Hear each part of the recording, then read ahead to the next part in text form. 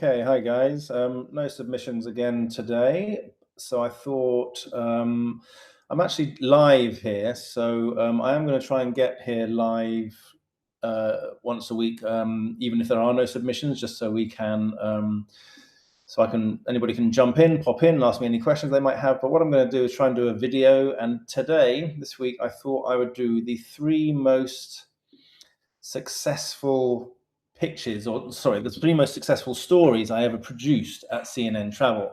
So I wrote one of them and I commissioned the other two. And I just thought this might be quite an interesting thing for some people. Obviously, the content world has changed a little bit over the past. I mean, these were published anything from 15 to about 12 years ago, I guess. So the content world has changed a little bit since then, but these stories, I think, would still do really well today. And maybe hopefully if I just kind of dive into how they came about, what I was looking for as an editor, as the commissioning editor in these stories, why I consider them successful, and just kind of chat and riff a little bit about them. Maybe there'll be some learnings for other people in your ideation and pitching processes. So the first one that I want to talk about is this story. Why I Hate Museums. Now, a couple of you may have heard me mention this story before. This was published originally, I think this is the original published date, 2013, so what's that, 12 years ago now. This was an interesting one, and this one is, I consider it successful because the engagement on the story was ridiculous. These days, this sort of thing would be called rage bait, I think. Some people, I think, even at the time, accused me of being like a professional troll with a lot of these opinion pieces that I put out there. But the point is, it worked. We were on a bit of a mission at the time to really get more engagement. Yes, traffic, of course, is important. Visitors into our stories and into the site was important, but engagement was starting to appear as a really important factor. And at the time this was published, CNN still had comments on its stories. It stopped them shortly after this piece was published. And so we haven't been able to leave a comment on a CNN piece for close to 11 or 12 years now, because there was so much hate comment coming through. But at the time this was published, I think there were lots of comments on it, not only on the actual post itself, but on the social media, Facebook pages that published it and all that sort of thing. But this is basically me just kind of riffing a little bit about my experience in museums at that time. And I'm essentially just saying they're boring. Although obviously, if you just come out and say, "Oh, museums are boring, not much fun," you're going to get shot down very easily. This is a proper piece of journalism. There's research. I interviewed museum curators, and it's nicely written. It's kind of entertaining, obviously provocative as well. But I think if you don't care about museums, you'll still kind of get something out of this piece because it was kind of fun and funny, as well as having a serious point at its center. But yeah, I interviewed Ford Bell, the president of the American Alliance of Museums at the time, published his full unedited letter here, quoted him, data about the Natural History Museum in London, the Metropolitan Museum of Art, and the Getty and the Smithsonian. So it's a proper piece of journalism, but just with a very provocative idea at its core, which is that museums aren't doing enough to engage the masses, really. And the reason it got such high engagement was because it was well written, intelligently researched, and the argument was actually pretty valid. Now, it went crazy. The engagement it got was actually from a lot of people within the museum industry. You had curators, you had people that were blogging about museums, all throwing in their tuppence worth of ideas. First of all, kind of agreeing with me, but then with these things, you get kind of the initial 6 hours of people, "Oh, this is interesting." And then people start to question it, and there's a big backlash. Then there's a backlash to the backlash. So it kind of snowballed into this debate that so many people were having. And literally, at least I probably counted at least 15, maybe up to 20 separate blog posts, spin-off blog posts, that were either kind of agreeing with me or adding some nuance or totally disagreeing with my point here. from bloggers in the museum industry and some pretty well-known museum professionals kind of commenting on it and discussing my take. A lot of people just shot me down, said I was ignorant and stupid. But some people that were very closely and very highly regarded in the museum industry were saying, actually, just because he's writing it in a rather provocative way doesn't mean we shouldn't regard his point as being worthy or valuable, or at least considering. So very high opinion, very provocative. I've talked about opinion before, about being a really good thing when you're trying to get engagement.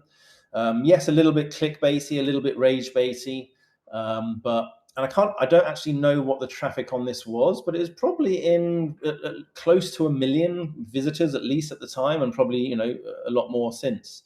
But a really good piece to write as well. I like these kind of opinion pieces because they're fun to do. It's fun to see that kind of reaction, particularly see all the spin-off blog posts that people are writing to disagree with you or take the story on a few steps. But yes, probably the most engaged story that I ever wrote or produced at CNN. So it was a really fun one. Okay, the next one. This was a big one. So sorry, not that one. We'll get to that one in a sec. This one, the world's 50 best foods. This one was updated in 2021. Let's go all the way down. Was originally published in 2011. And this one was interesting. I remember the precise moment the idea for this came to me. I'm going to give you a quick spoiler here. If you're wondering what number 1 was, it's Massaman curry, which might surprise some of you. Number 2 was pizza. Number 3 was chocolate. Number 4 was sushi. Number 5, Peking duck. We had hamburgers. We had Penang Assam laksa soup, tom yum goong, ice cream, chicken muamba, rendang, lots of stuff, corn, donuts, just a whole mix of food. But we were having an editorial meeting about, I think it was like kind of these once monthly things where we all kind of brainstormed ideas, had a bit of training, and it just suddenly popped into my head. Ooh, a big story, the world's 100 most delicious foods. That's got massive traffic written all over it. And I remember I mentioned it to an editor sitting next to me, and he kind of scoured his brow and he didn't think so. So there was what seemed to me like a very obvious, massive traffic win. Wasn't obvious to everybody, but I went with it. This was an internally produced piece. I didn't write this all myself. I wrote maybe a third of these or less, a quarter. But then I kind of hit up all the other staff that were in CNN Travel at the time. We each did 5 or 6 each, put it all together into this big, huge listicle. So just because one editor doesn't like something or likes something, not all editors will. But the traffic on here was massive. I know that within that first few months, it probably hit, I can't even remember, but it was probably close to 5 million visitors within a couple of months of publishing. I was having a bit of a competition with the editorial director at the time, Chuck Thompson, who's also got an interview on the Travel Writing School. He had published a piece a bit earlier called The World's Coolest Nationalities. And that was only a listicle of 10, but that went crazy as well. But this one I'm really pleased and very proud of saying it was always just beat his piece for traffic anyway. So massive traffic. Took a long time to produce. You've got to get these things right. When you know something is going to be a big hitter like this, you've got to, the editing and the back and forth and getting all the right pictures and getting funny and entertaining captions all done and making sure everything is correct and accurate is obviously super important. But really good fun piece and did massively well, like I say. And CNN had a big purge of a lot of content and they took out a lot of stuff that probably wasn't performing, but this one I'm sure is still raking in the traffic every year on year. And I think one of the reasons is that when you get down to the bottom, you can see there's lots of stuff here: marzipan, ketchup, French toast, chicken parm from Australia, hummus, chili crab. It's just a big hodgepodge and a big mix. It's not really thematic in any way, except to say these are delicious foods. So it's quite a cultural thing as well. And what we found was that when CNN writes something like this and declares your dish, one of your nation's dishes, the best in the world, you can guarantee that every blog, every newspaper in Thailand was going to be covering this as well. So there was massive international coverage of this story in those localized kind of press and media outlets as well, which just helped get more traffic because they all linked back to the story and so on. So massive traffic just from the US in CNN, but then massive international traffic because people love it when something is big and is globally distributed to CNN writes about them, and they will start writing about it as well. So really fun, and yeah, I haven't got any idea what the traffic on this must be right now, but it must be double figure millions at least, possibly pushing 20 or 30 million visitors since it was published, maybe a lot more. Okay, and then number 3, I had a quick glimpse of this earlier, 27 sites to remind you how incredible Earth is. Now, this was written by one of my go-to listicle writers at the time, Anthea Gary, and this one came about, it was actually, I remember she had submitted 2 separate smaller listicles. I think they were either one was a 15 and one a 10, or there were 2 15 listicles, and I remember looking at them both and thinking, oh, actually, the theme there of just kind of incredible natural or incredible things to see across the earth is kind of similar. So actually, maybe it'd be fun to put these into a slightly bigger listicle. So I did it, combined it, didn't really actually have any idea, didn't think that this was going to be a massive hitter. But I thought this is quite a fun listicle. And as you will see with this one, the images are super important. So we've got Bora Budor, starling murmurations, Northern Lights, the Great Migration in East Africa, star-filled sky. But these images are really what sell this piece. If you took out the images of this and it was just kind of a text listicle, it wouldn't have anywhere near the power that it does. So people will scroll down this. They probably won't even read these little descriptions that were produced. It will probably just be the title and the image, and then you'll just skim down to see what is included. You're not coming to this sort of piece to actually get interesting information, although you might read the piece if it's something that's close to you or from your homeland or something.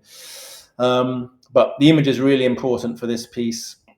And I think there's also something about the number 27 that is kind of intriguing and interesting.